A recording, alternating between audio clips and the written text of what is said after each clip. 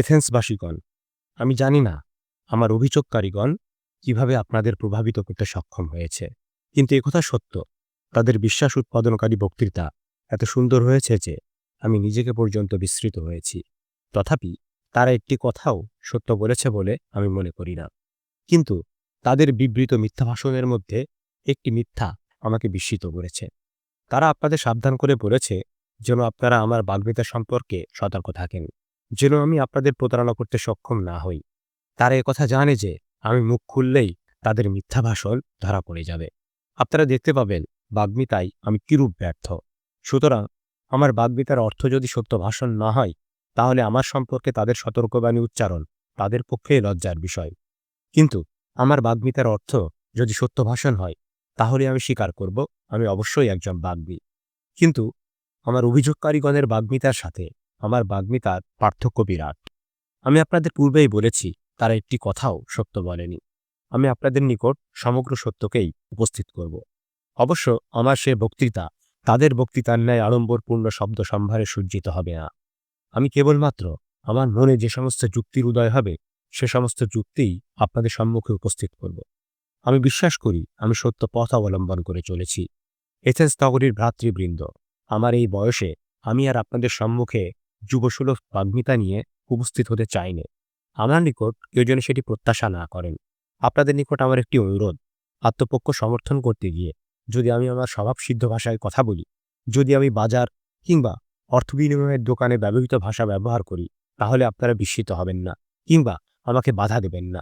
আজ আমি ৭০ বৎসর বয়স্ক বৃদ্ধ। জীবনের এই প্রথম আমি বিচারকদের সম্মুখীন হয়েছি। আপনাদের বিচারালয়ের ভাষার সঙ্গে আমি আদৌ পরিচিত নই। সুতরাং আমার অনুরোধ, আপনারা মনে করুন যেন আমি একজন বিদেশী। একজন বিদেশী তার দেশীয় ভাষা এবং ভঙ্গিতে কথা বললে আপনারা যেমন তাকে ক্ষমার চোখে দেখেন, তেমনি আমার বিশিষ্ট ভঙ্গিকেও আপনারা ক্ষমার চোখে দেখবেন। জানি না আমার এই অনুরোধটি অনুচিত কিনা। আমার বক্তৃতার ভঙ্গিতে আপনারা বিব্রত হবেন না। আমার ভঙ্গি ভালো কিংবা মন্দ উভয়ই হতে পারে। আপনারা দয়া করে বিবেচনা করবেন আমি সত্যকে উপস্থিত করেছি কিনা। আমার আবেদন, বক্তাকে সত্য কথা বলতে দিন, বিচারককে ন্যায্য বিচার করতে দিন। প্রথমত, আমি আমার বিরুদ্ধে আনিত প্রথম অভিযোগকারীদের পুরনো অভিযোগসমূহের জবাব দেব। তারপর আমি অপর সব অভিযোগ সম্পর্কে আমার কথা বলব। কেননা বেশ কয়েক বছর যাবৎ বহু অভিযোগকারী আমার বিরুদ্ধে আপনাদের নিকট মিথ্যা অভিযোগ উপস্থিত করে আসছে। আমি অ্যানিটাস এবং তার পার্শ্বচরদের চেয়ে তাদের সম্পর্কেই অধিক সতর্ক। অ্যানিটাস এবং তার সাথীগণও কম বিপজ্জনক নয়, কিন্তু অনেক বেশি বিপজ্জনক হচ্ছে তারা, যারা আপনাদের শৈশব থেকেই আমার বিরুদ্ধে আপনাদের মন মিথ্যা দিয়ে মোহগ্রস্ত করে দিয়েছে। এক জ্ঞানী সক্রেটিসের বিরুদ্ধে তাদের অভিযোগ। তারা বলছে জ্ঞানী সক্রেটিস স্বর্গমর্ত পাতায় সম্পর্কে চিন্তা করে এবং সত্যকে মিথ্যা এবং মিথ্যাকে সত্যে পরিণত করে। এই উপাখ্যান প্রচারকারীদের সম্পর্কেই আমার ভীতি অধিক, কারণ এদের প্রচার শুনে শ্রোতাবৃন্দ মনে করতে পারে যে স্বর্গমর্ত পাতালের যে চিন্তা করে সে নিশ্চয়ই স্রষ্টার অস্তিত্বে বিশ্বাস করে না। এরূপ প্রচারকারীদের সংখ্যা অনেক, তাদের অভিযোগ বেশ প্রাচীন। আপনাদের মন যখন বর্তমানের চেয়ে অধিক নমনীয় ছিল, তখন হয়তো আপনাদের শৈশব কিংবা কৈশোরে তারা আমার বিরুদ্ধে এই অভিযোগসমূহের প্রচার করেছে। সে অভিযোগের জবাব দেওয়ার জন্য তখন কেউ উপস্থিত ছিল না, তাই সে সময়ে জবাবহীনভাবেই তারা মিথ্যা প্রচার করে আপনাদের মনকে প্রভাবিত করতে সক্ষম হয়েছে। আমার পক্ষে সবচেয়ে কষ্টকর দিক হচ্ছে আমার অভিযোগকারীদের নাম উল্লেখ করা, কেননা আকস্মিকভাবে পরিচিত এক রসিক কবি ব্যতীত আমি এদের কাউকে চিনি না এবং কারো নামও জানি না। এদের অনেকে নিজেদের মনকে আমার বিরুদ্ধে প্রথমে বিশ্বাসী করে তুলেছে, তারপর তারা আপনাদের মনকে প্রভাবান্বিত করেছে। নাম না জানা এই অভিযোগকারীগণই হচ্ছে আমার জন্য অসুবিধাজনক, কেননা আমি তাদের ডেকে এনে এখানে হাজির করে জেরা করতে পারি না। কাজেই এখানে কায়াহীন ছায়ার বিরুদ্ধে আমার লড়াই, আমার আত্মপক্ষ সমর্থন। আমি যখন তাদের বিরুদ্ধে যুক্তি উপস্থিত করব, তখন তার জবাব দেওয়ার জন্যও কেউ উপস্থিত থাকবে না। এজন্যই আমার সঙ্গে আপনারা একমত হবেন যে আমার অভিযোগকারীগণ দুই প্রকারের। এক প্রকার হচ্ছে সাম্প্রতিক, অপর প্রকার হচ্ছে পুরাতন। প্রথমে দ্বিতীয় প্রকার অভিযোগের জবাবদানও আশা করি আপনারা সমর্থন করবেন, কেননা এই পুরাতন অভিযোগই আপনারা অপর সব অভিযোগের বহু পূর্ব থেকে পুরো শুনে আসছেন। এবার আমি আমার জবানবন্দি শুরু করতে চাই। অল্প সময়ের মধ্যে আমি দীর্ঘকাল ধরে প্রচলিত অপবাদসমূহের জবাব দিতে চেষ্টা করব। এ প্রচেষ্টায় আমার সাফল্য যদি আমার এবং আপনাদের সবার মঙ্গল সাধন করে, তাহলেই আমি নিজেকে সার্থক মনে করব। আমি জানি আমার এই দায়িত্ব সহজসাধ্য নয়। এ গুরু কর্তব্যের প্রকৃতি সম্পর্কেও আমি জ্ঞাত আছি। সমগ্র পরিস্থিতির ভার বিশ্ব নিয়ন্তার উপর ন্যস্ত করে এবং রাষ্ট্রের বিধানকে শিরোধার্য করে আমি আমার আত্মপক্ষ সমর্থন শুরু করব। আমি গোড়া থেকেই শুরু করতে চাই। আমি জিজ্ঞাসা করি, আমার বিরুদ্ধে আপনাদের কি অভিযোগ রয়েছে যার ফলে আমার সম্পর্কে নিন্দাবাদের সৃষ্টি হয়েছে এবং মিলিটাস বর্তমান আক্রমণে উৎসাহিত হয়েছে? কুচ্ছা প্রচারকারীদের কি বক্তব্য? তারাই আমার বিরুদ্ধে অভিযোক্তা। তাদের অভিযোগের সারমর্মকে হয়তো এরূপভাবে বলা যায়, সক্রেটিস অদ্ভুত চরিত্রে এক দুষ্কর্মকারক। সে স্বর্গমর্ত পাতালে সবকিছুই নিয়ে চিন্তা করে এবং খারাপকে ভালো বলে প্রতিপন্ন করে। উপরন্তু সক্রেটিস অন্য সবাইকে তার এই তত্ত্বে বিশ্বাসী করে তোলে। এই হচ্ছে আমার অভিযোক্তাদের অভিযোগ। নাট্যকার অ্যারিস্টোফেনিসের নাটকে আপনারা এই অভিযোগকে প্রত্যক্ষ করেছেন। অ্যারিস্টোফেনিস তার নাটকে সক্রেটিস নামক এই চরিত্র সৃষ্টি করেছেন। সে সক্রেটিস চতুর্দিকে বলে বেড়ায় যে সে হচ্ছে আকাশচারী। তার মুখে এমন সব বিষয়ের আলোচনা বসিয়ে দেওয়া হয়েছে যাকে আমি সক্রেটিস আদৌ জানি না। এর দ্বারা আমি অবশ্য প্রাকৃতিক দর্শনের কোনো একনিষ্ঠ পর্যবেক্ষক বা ছাত্রের প্রতি অসম্মানসূচক কিছু বলছি না। মেলিটাস যদি আমার বিরুদ্ধে এরূপ কোনো অভিযোগ উত্থাপন করতে পারে তাহলে উহা আমার জন্য বিশেষ দুঃখের বিষয়ই হবে। এথেন্সবাসীগণ, প্রকৃত সত্য হচ্ছে এই যে আমি সক্রেটিস প্রাকৃতিক গবেষণার ক্ষেত্রে একেবারেই অজ্ঞ। আপনারা যারা এই বিচারকক্ষে উপস্থিত রয়েছেন তাদের অনেকেই এই সত্যকে স্বীকার করবেন। আমি তাদের নিকটেই আবেদন করছি, আপনারা বলুন একথা সত্য কিনা। আপনারা আমার বক্তৃতা বিভিন্ন সময়ে শুনেছেন। আপনারা বলুন এসব বিষয়ে কি আমি কখনো কোনো আলোকপাত করতে পেরেছি? মাননীয় বিচারপতিগণ, আপনারা আমার প্রশ্নের উত্তরে জনতার জবাব শুনেছেন। এ থেকে আপনারা আমার বিরুদ্ধে আমার অভিযোগকারীগণের অবশিষ্ট অভিযোগসমূহের সত্যতাকেও বিচার করতে সক্ষম হবেন। আমি কোনো পেশাদার শিক্ষক নই, কিংবা আমি কারো নিকট থেকে এজন্য কোনো অর্থ গ্রহণ করিনি। অপর অভিযোগও যেমন ভিত্তিহীন, এই অভিযোগও তেমনই মিথ্যা। অবশ্য কথা সত্য, মানুষকে শিক্ষা দেবার যদি কারো জ্ঞান এবং ক্ষমতা থাকে তাহলে তার জন্য অর্থ গ্রহণ তার পক্ষে সম্মানেরই বিষয়। লিওন্টিয়ামের গর্জিয়াস, সিওসের প্রডিকাস এবং এরিসের হিপিয়াসকে আপনারা জানেন। এরা এথেন্স নগরী বিচরণ করেন। যুব সম্প্রদায় তাদের বাক্যালাপ শ্রবণ করে বিনামূল্যে শিক্ষাদানে প্রস্তুত শিক্ষকদের পরিত্যাগ করে এদের নিকট ভিড় করে এবং বিনিময়ে শুধু যে এদের অর্থ প্রদান করে তাই নয়, অর্থ প্রদানের সুযোগ পেলে তরুণ সম্প্রদায় কৃতজ্ঞতা বোধ করে। বর্তমান সময়েই এথেন্স নগরীতে জনৈক পারীয় দার্শনিক অবস্থান করছেন। আমি তার কথা শুনতে পেলাম হিপোনিকাসের পুত্র ক্যালিয়াসের নিকট। আমি জানতাম ক্যালিয়াসেরও পুত্র সন্তান রয়েছে। আকস্মিকভাবে ক্যালিয়াসের সঙ্গে সাক্ষাৎ লাভ করে আমি তাকে সম্বোধন করে বললাম, ক্যালিয়াস, তোমার পুত্রদ্বয় যদি অশ্বশাবক কিংবা গোবৎস হতো তাহলে তাদের শিক্ষাদানের ব্যাপারে কোনো অসুবিধার সৃষ্টি হতো না। তাহলে আমরা কোনো অশ্বচালক বা কৃষককে সংগ্রহ করে তাদের জন্য নিযুক্ত করতাম। এরা তোমার শাবক দুটির প্রকৃতিগত গুণসমূহকে উন্নত এবং ত্রুটিহীন করে তুলতে পারত। কিন্তু তোমার পুত্রদ্বয় তো মনুষ্য সন্তান, সুতরাং তাদের জন্য কিরূপ শিক্ষক নিয়োগের কথা তুমি চিন্তা করছো?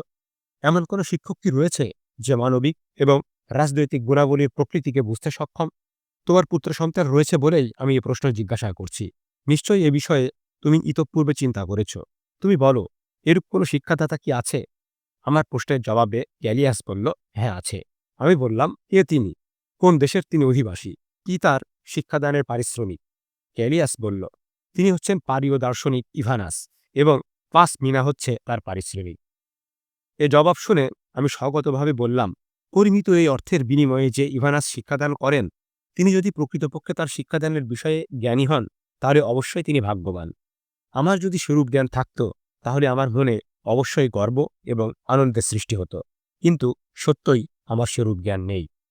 এথেন্সবাসীগণ, আমি জানি আপনারা এ কথার জবাবে অবশ্যই বলে উঠবেন, কিন্তু সক্রেটিস, তোমার বিরুদ্ধে এই অভিযোগসমূহের কারণ কি? নিশ্চয়ই তুমি অদ্ভুত কিছু করেছ। যদি তুমি অপর সবার ন্যায় সাধারণ মানুষ হতে তাহলে অবশ্যই তোমাকে নিয়ে এরূপ গুজব এবং আলাপের সৃষ্টি হতো না। সুতরাং তুমি আমাদের বলো, এ সমস্ত অভিযোগের প্রকৃত কারণ কি? আমরা তোমার কোনো কথা না শুনেই বিচার করতে চাই না। সেরূপ করা আমাদের অভিপ্রায় নয়, সেরূপ কার্য আমাদের নিকট দুঃখজনক। একথা আপনারা যথার্থই আমাকে বলতে পারেন এবং আমিও যথাসাধ্য ব্যাখ্যা করে বলার চেষ্টা করব কি কারণে আমাকে জ্ঞানী এবং দুষ্ট খ্যাতিতে খ্যাত বলে অভিযুক্ত করা হয়েছে। আপনারা দয়া করে শ্রবণ করুন। আমার এ সাহস হয়তো আপনাদের নিকট পরিহাস বলে বোধ হবে, তথাপি আমি উচ্চ কণ্ঠে বলছি, আমি সত্যকে সমগ্র সত্যকেই আপনাদের নিকট উপস্থিত করব। এথেন্সবাসীগণ, আমার এই সুনামের ভিত্তি হচ্ছে এই যে আমার কিছু পরিমাণ জ্ঞান অবশ্যই রয়েছে। যদি আপনারা প্রশ্ন করেন কি সে জ্ঞান, আমি বলবো সে জ্ঞান এরূপ জ্ঞান যা মানুষ স্বাভাবিকভাবেই অর্জন করতে পারে, এবং একথা আমি স্বীকার করতে সম্মত রয়েছি যে এরূপ জ্ঞানে আমি জ্ঞানী। কিন্তু আমি যাদের কথা বলছিলাম তাদের এরূপ অতিমানবিক জ্ঞান আছে, যে জ্ঞানের প্রকৃতি আমি বর্ণনা করতে অক্ষম, কেননা আমি সে জ্ঞানের অধিকারী নই। সুতরাং যারা বলে যে এই অতিমানবিক জ্ঞান আমার রয়েছে, তারা অবশ্যই মিথ্যা বলে। এরূপ মিথ্যা ভাষণে তারা আমার মানবিক চরিত্রকে লোপ করে দিতে চায়। এই মুহূর্তটিতে আমার আবেদন, ভ্রাতৃবৃন্দ, আমার বক্তব্য অহেতুক বোধ হলেও আপনারা আমায় বাধা দেবেন না, কেননা আমি এখন যে কথা বলবো সে আমার নিজের কথা নয়। আমি এমন এক সাক্ষীকে উপস্থিত করব, সে অবশ্যই বিশ্বাসযোগ্য। আমি ডেলফির দৈবজ্ঞের উল্লেখ করব। তিনি নিশ্চয়ই আপনাদের নিকট সত্য করে বলবেন আদৌ আমার কোনো জ্ঞান রয়েছে কিনা, এবং থাকলে সে জ্ঞানের প্রকৃতি কি।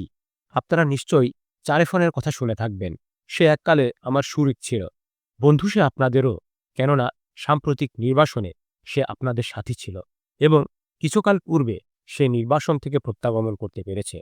আপনারা কথাও জ্ঞাত আছেন, চারেফন তার সমস্ত কার্যাবলীতেই একটু উগ্র। সে যা হোক, চারেফন একদা ডেলফির দৈবজ্ঞের নিকট উপস্থিত হয়ে প্রশ্ন করল, বলুন, সক্রেটিসের চেয়ে অধিক জ্ঞানী কেউ আছে কি? বিস্ময়ের বিষয়, দৈবজ্ঞ জবাব দিলেন, না, অধিক জ্ঞানী কেউ নেই। চারেফন নিজে আজ লোকান্তরিত, কিন্তু তার ভ্রাতা বিচারকক্ষে উপস্থিত রয়েছে। সে অবশ্যই আমার কথার সত্যতাকে স্বীকার করবে। কিন্তু একথা আমি কেন আপনাদের নিকট উল্লেখ করছি, কারণ আমার দুর্নামের মূলটি আপনাদের নিকট আমি ব্যাখ্যা করে বলতে চাই। দৈবজ্ঞের উত্তর শুনে আমি স্তম্ভিত হয়ে নিজেকেই প্রশ্ন করলাম, দৈবজ্ঞ তার জবাব দ্বারা কি বোঝাতে চাইছেন? তার এ ধাঁধার কি ব্যাখ্যা হতে পারে? কেননা আমি তো জানি আমার ক্ষুদ্র কিংবা বৃহৎ কোনো জ্ঞানই নেই। সুতরাং দৈবজ্ঞ যখন বলেন আমি হচ্ছি সবচেয়ে জ্ঞানী, তখন তার কথার কি অর্থ হতে পারে? দৈবজ্ঞের কথা সত্য বই মিথ্যা হতে পারে না, কারণ তিনি দৈবজ্ঞ, তিনি দেবতা, তিনি মিথ্যা বলতে পারেন না। মিথ্যা ভাষণ তার প্রকৃতি বিরুদ্ধ। দীর্ঘ চিন্তার পরে আমি একটি কৌশলে দৈবজ্ঞের কথার যথার্থতা পরীক্ষা করা স্থির করলাম। আমি চিন্তা করে স্থির করলাম, আমার চেয়ে অধিক জ্ঞানীকে আমার অন্বেষণ করে বার করতে হবে।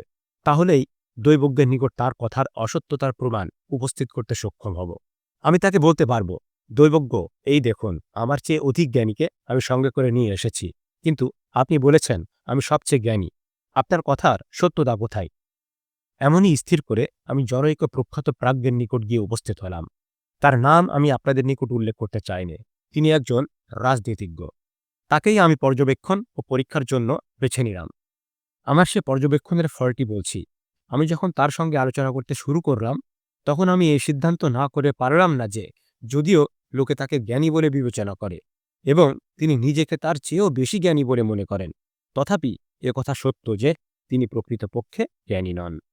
তারপর আমি তাকে ব্যাখ্যা করে বলতে চেষ্টা করলাম, প্রাজ্ঞবর, যদিও আপনি নিজেকে জ্ঞানী মনে করেন, তথাপি সত্যকারভাবে আপনি জ্ঞানী নন।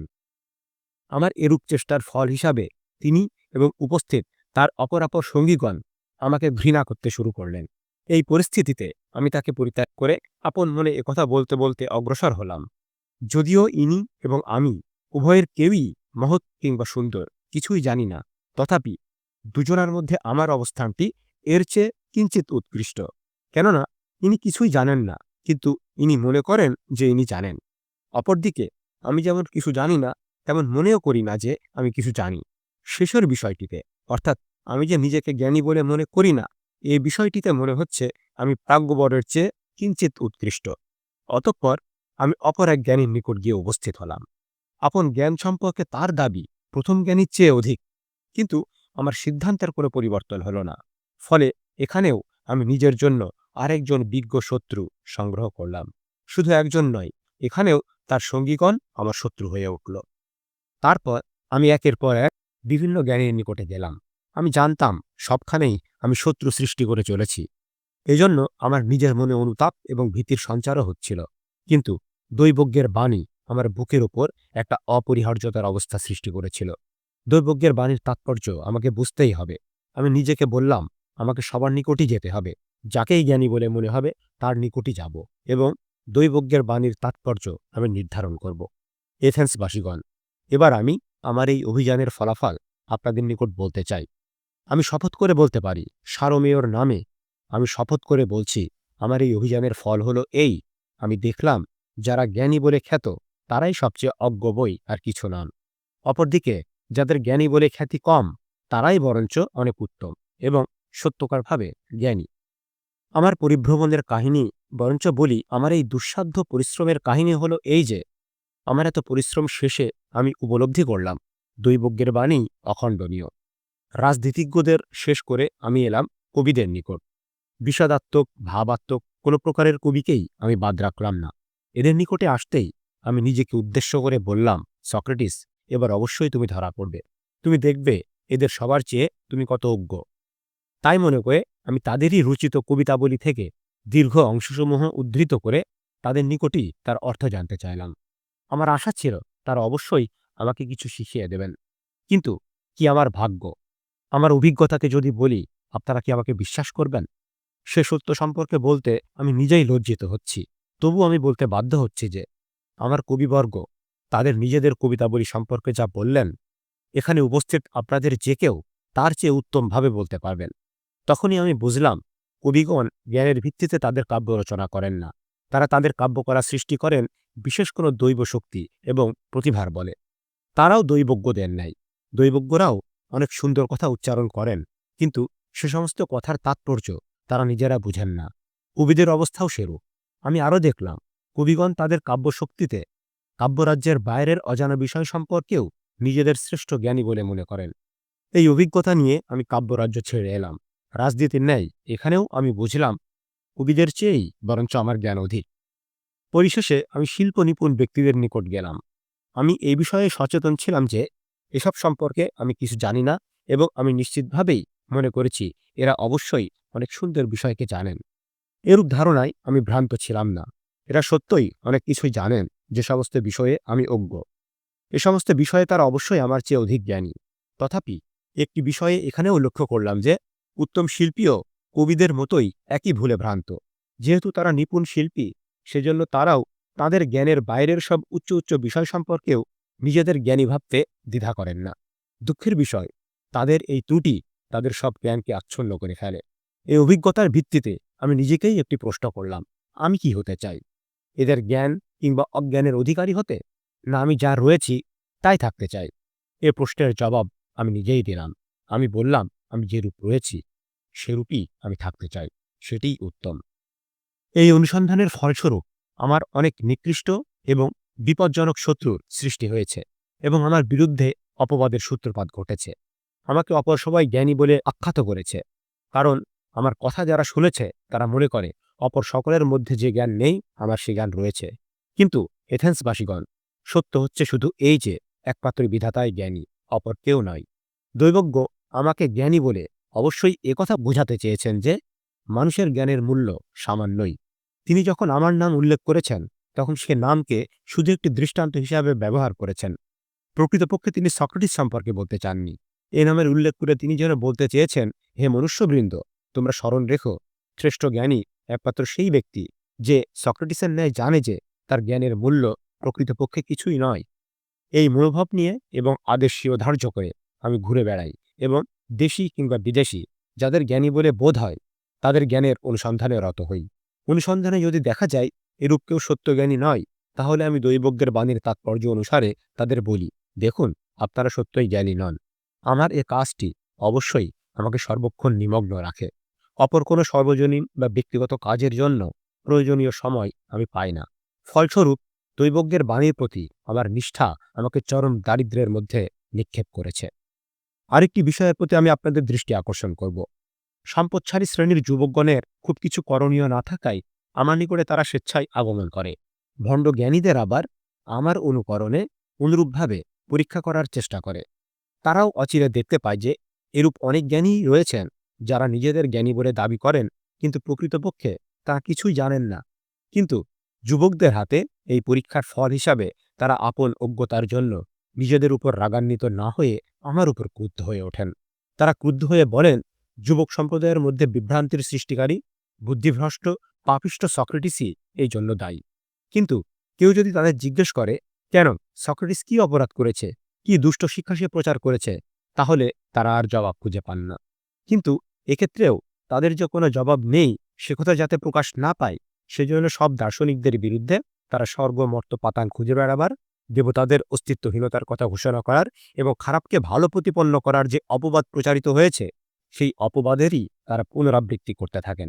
কারণ তারা একথা স্বীকার করতে চান না যে তাদের জ্ঞানের ভান ধরা পড়েছে, অথচ এটিই সত্য, তারা ধরা পড়েছেন।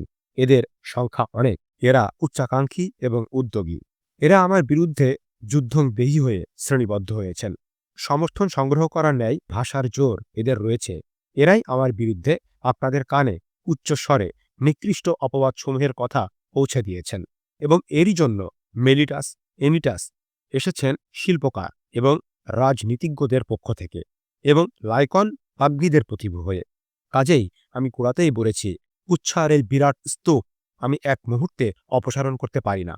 এথেন্সবাসী ভ্রাতৃবৃন্দ, এই আমার বক্তব্য। আমি সত্যকে প্রকাশ করেছি, সত্য বই অপর কিছুকে আমি উপস্থিত করিনি। কোনো সত্যকে আমি লুকায়িত রাখিনি। তথাপি আমি জানি আমার সরলতা এবং স্পষ্টবাদিতাই তাদের ঘৃণার বস্তু। আমি বলি, তাদের ঘৃণাই কি আমার কথার সত্যতার প্রমাণ নয়? এরই জন্য আমার বিরুদ্ধে কুচ্ছার প্রবাহ ছুটেছে, আমার বিরুদ্ধে কুসংস্কার সৃষ্টি হয়েছে। এই সত্যকেই আপনারা বর্তমানে বা ভবিষ্যতের যে কোনো অনুসন্ধানে দেখতে পাবেন। প্রথম শ্রেণীর অভিযোগের বিরুদ্ধে এই আমার বক্তব্য। আমার আত্মপক্ষ সমর্থনে আমি যথেষ্টই বলেছি। এবার আমি দ্বিতীয় শ্রেণীর অভিযোগ সম্পর্কে বলবো। দ্বিতীয় শ্রেণীর অভিযোগকারীদের পুরোধা হচ্ছেন মেলিটাস, দেশপ্রেমিক মেলিটাস। মেলিটাস নিজেকে দেশপ্রেমিক বলেই দাবি করেন। এদের অভিযোগের বিরুদ্ধে ও আমার আত্মপক্ষ সমর্থনে আমি কিছু বলতে চাই। তাদের হলফনামাটিও পাঠ করা যায়। সে হলফনামাতেও রয়েছে এরূপ অভিযোগ: সক্রেটিস হচ্ছে দুষ্কর্মের নায়ক। সক্রেটিস হচ্ছে তরুণ সম্প্রদায়ের মনে বিভ্রান্তি সৃষ্টিকারী। সক্রেটিস দেশের দেবতাকুলকে বিশ্বাস করে না। সক্রেটিস আপনার মন থেকে নতুন দেবতার সৃষ্টি করে। এই হচ্ছে অভিযোগ। এবার আসুন আমরা অভিযোগের এই বিষয়গুলিকে পরীক্ষা করি। এথেন্সবাসীগণ, মেলিটাস বলেন সক্রেটিস দুষ্কর্মা। সক্রেটিস তরুণ সম্প্রদায়ের মনে বিভ্রান্তি সৃষ্টিকারী। আমি বলি দুষ্কর্মা হচ্ছেন মেলিটাস। কেননা মেলিটাস যে বিষয়ের উপর গুরুত্ব দেওয়ার ভান করেন, সে বিষয়কে নিয়ে প্রকৃতপক্ষে তিনি পরিহাস করেন। যে বিষয়ে তার বিন্দুমাত্র আগ্রহ নেই, সে বিষয়েও তিনি আগ্রহের ভান করে অপরকে জড়িত করে বিচারে সোপর্দ করতে পরমোৎসাহী হয়ে ওঠেন। এই সত্যকেই আমি আপনাদের সম্মুখে উপস্থিত করার চেষ্টা করব। মেলিটাস, তুমি এগিয়ে এসো। আমি তোমাকে একটি প্রশ্ন করতে চাই। তুমি তরুণ সম্প্রদায়ের উন্নতির বিষয়ে অবশ্যই বিশেষ আগ্রহ পোষণ করো। হ্যাঁ, আমি তা পোষণ করি। তাহলে বিচারকদের তুমি দয়া করে বলো, কে তাদের উন্নয়নকারী? তুমি যখন কষ্ট করে তাদের অনিষ্টকারীকে খুঁজে বার করতে সক্ষম হয়েছ এবং আমাকেই সেই অভিযোগে বিচারকদের সম্মুখে হাজির করেছ, তখন তুমি অবশ্যই তরুণদের উন্নয়নকারীকেও জানো। তাহলে তুমি বিচারকদের নিকট বলো, কে তাদের উন্নেতা? মেলিটাস, তুমি আমার প্রশ্নের জবাবে নিঃশব্দ রয়েছ। তাহলে তোমার কিছু বলার নেই? কিন্তু এটি কি অসম্মানের ব্যাপার হয়ে দাঁড়ায় না? আমি যা বলছিলাম এতে তারও যথেষ্ট প্রমাণ পাওয়া যায়। অর্থাৎ এই বিষয়ে তোমার কোনো আগ্রহ নেই। বন্ধুবর, মুখ খুলে জবাব দাও। আমাদের বলো, তরুণ সম্প্রদায়ের উন্নেতা কে? দেশের আইন। নাগরিকবর, আমার প্রশ্ন সেটি নয়। আমি জানতে চাই, ব্যক্তি হিসাবে কে সে লোক যে তোমার আইনকে সবার আগে জানে? সক্রেটিস, আইনকে এই বিচারকক্ষের বিচারকরাই জানেন। মেলিটাস, তুমি বলতে চাচ্ছ বিচারকগণ তরুণদের শিক্ষা দিতে এবং তাদের উন্নতি সাধনে সক্ষম? হ্যাঁ, অবশ্যই তারা সক্ষম। তাদের সবাই সক্ষম, কিংবা তুমি বলতে চাও এদের মধ্যে কেউ কেউ সক্ষম বটে কিন্তু অপর সবাই এ কাজে সক্ষম নন? তাদের সবাই সক্ষম। ধন্যবাদ। এটি অবশ্যই একটি উত্তম সংবাদ। তরুণদের উন্নয়নকারীর সংখ্যা তাহলে প্রচুর। কিন্তু এই বিচারকক্ষের যারা শ্রোতৃবর্গ, তাদের সম্পর্কে তুমি কি বলবে? তারাও কি তরুণদের উন্নতি সাধনে সক্ষম? হ্যাঁ, তারাও তরুণদের উন্নতি সাধনে সক্ষম। সিনেট অর্থাৎ উচ্চ পরিষদের সদস্যবৃন্দ, তারাও? হ্যাঁ, সিনেটরগণও তরুণ সম্প্রদায়ের উন্নেতা। তাহলে সাধারণ পরিষদের সদস্যবৃন্দও নিশ্চয়ই উন্নতি সাধন করেন? হ্যাঁ, তারাও তাদের উন্নতি সাধন করেন। তাহলে শুধু আমি ব্যতীত প্রত্যেকটি এথেন্সবাসী তরুণদের উপকার সাধন করে, তাদের উন্নত করে তোলে। কেবল আমিই তাদের অনিষ্টকারী। মেলিটাস, এটিই কি তোমার বক্তব্য? হ্যাঁ, দৃঢ়ভাবে আমি সে কথাই বলছি। মেলিটাস, তুমি সঠিক হলে আমার জন্য সেটি খুবই মর্মান্তিক হবে। বেশ, আমি তোমাকে অপর একটি প্রশ্ন করছি। অশ্বদের বিষয়ে তুমি কি বলবে? তুমি কি বলবে যে পৃথিবীর মাত্র একটি মানুষই তাদের অনিষ্ট করে, কিন্তু অপর সবাই তাদের উপকার করে? বরঞ্চ এর বিপরীত কথাটাই কি সত্য নয়? বস্তুত একটি মাত্র, কিংবা বলা চলে অল্প সংখ্যক মানুষই, অর্থাৎ অশ্বের পরিচারক বা শিক্ষাদাতাই তাদের মঙ্গল সাধন করে, অপর সবাই তাদের অমঙ্গল বা ক্ষতি সাধন করবে। অশ্ব কিংবা অপর পশুদের সম্পর্কে এটিই কি সত্য নয়? মেলিটাস, তুল এবং এনিটাস আমার এ প্রশ্নের জবাবে হ্যাঁ কিংবা না যাই বলো না কেন, অবশ্যই এটি সত্য। তরুণদের অবস্থাটিও খুবই সন্তোষজনক হতো যদি পৃথিবীর একটি মাত্র ব্যক্তি তাদের অনিষ্টকারী এবং অপর সবাই তাদের উন্নয়নকারী হতো। কিন্তু মেলিটাস, তুমি যে তরুণদের সম্পর্কে মোটেই আগ্রহান্বিত নও তার প্রমাণ তুমি যথেষ্ট দিয়েছ। তরুণদের সম্পর্কে তোমার অনাগ্রহ এবং অমনোযোগের বড় প্রমাণ হচ্ছে আমার বিরুদ্ধে যে অভিযোগসমূহ তুমি এনেছ তার সম্পর্কেও তুমি অমনোযোগী। মেলিটাস, আমি তোমাকে আরেকটি প্রশ্ন করতে চাই। জিউস দেবের দোহাই দিয়ে জিজ্ঞাসা করছি, তুমি বলো, সৎসঙ্গে বাস কিংবা অসৎসঙ্গে বাস, কোনটি উত্তম? প্রিয় বন্ধু, জবাব দাও। আমি বলি, এ প্রশ্নের জবাব দান তো সহজ ব্যাপার। যারা ভালো তারা কি তাদের প্রতিবেশীরও ভালো করে না? এবং যারা খারাপ তারা কি তাদের প্রতিবেশীদেরও খারাপ করে না? হ্যাঁ, অবশ্যই। বেশ, কিন্তু তুমি এমন কাউকে কি পাবে যে তার সঙ্গীর নিকট থেকে অপকার কামনা করবে? তুমি জবাব দাও। আইনের দাবিতে তুমি জবাব দিতে বাধ্য। বলো, কেউ কি অপকৃত হতে চায়? অবশ্যই না। তাহলে তুমি যখন তরুণ সম্প্রদায়কে নষ্ট করার দায়ে আমাকে অভিযুক্ত করো, তখন কি তুমি বলতে চাও যে আমি ইচ্ছাকৃতভাবে অথবা অনিচ্ছা সহকারে তাদের অনিষ্ট সাধন করি? আমি বলি, ইচ্ছাকৃতভাবেই তুমি তাদের অনিষ্ট সাধন করো। কিন্তু বন্ধুবর, তুমি এইমাত্র স্বীকার করেছ যে উত্তম তার প্রতিবেশীর মঙ্গল এবং অধম তার প্রতিবেশীর অমঙ্গল সাধন করে। তুমি কি বলতে চাও তোমার উচ্চতর জ্ঞান দ্বারা তোমার জীবনের প্রত্যুষেই এই সত্যের উপলব্ধি তুমি লাভ করেছ? আর বৃদ্ধ আমি এখনও এমন গভীর অন্ধকারে নিমজ্জিত যে এটুকু আমি জানি নে যে আমার প্রতিবেশীর ক্ষতি সাধন করলে আমারও তার দ্বারা ক্ষতিগ্রস্ত হওয়ার সম্ভাবনা রয়েছে? তুমি বলতে চাও তা সত্ত্বেও আমি আমার প্রতিবেশীর অনিষ্ট সাধন করেছি এবং ইচ্ছানুসারেই তা করেছি? তোমার এরূপ কথায় আমার কিংবা অপর কারো প্রত্যয় হবে না। হয় আমি তাদের অনিষ্ট সাধন করিনি, কিংবা অনিচ্ছা সহকারে অনিষ্ট সাধন করি। উভয়ত তুমি মিথ্যা বলার দোষে দোষী। আমার অপরাধ যদি অনিচ্ছাকৃত হয় তাহলে আইন তাকে বিচারযোগ্য বলে গ্রহণ করবে না। এমন ক্ষেত্রে তুমি ব্যক্তিগতভাবে আমাকে হুঁশিয়ার করতে পারতে। ব্যক্তিগতভাবে তুমি আমাকে তিরস্কার করতে পারতে। কেননা আমার অপরাধ অনিচ্ছাকৃত হলে অবশ্যই তোমার সদ উপদেশে আমি তা থেকে বিরত হতাম। কিন্তু এ বিষয়ে আমাকে বলার মতো তোমার কোনো মন্তব্য ছিল না। তুমি আমাকে আমার অপরাধ বিষয়ে সচেতন করে তুলতে চাওনি। কিন্তু এখন তুমি আমাকে বিচারালয়ে নিয়ে এসেছ। বিচারালয় অবশ্যই শিক্ষাদানের স্থান নয়। বিচারালয় শাস্তিদানেরই স্থান। এথেন্সবাসীগণ, এ থেকেই পরিষ্কারভাবে আমার কথার সত্যতা আপনারা বুঝতে পারবেন। আপনারা বুঝতে পারবেন মেলিটাসের এ বিষয়ে অল্প কিংবা অধিক কোনো আগ্রহই নেই। কিন্তু মেলিটাস, আমি এখনও তোমার নিকট থেকে জানতে চাই, তরুণ সম্প্রদায়কে কোন ক্ষেত্রে আমি দুর্নীতিদুষ্ট করেছি?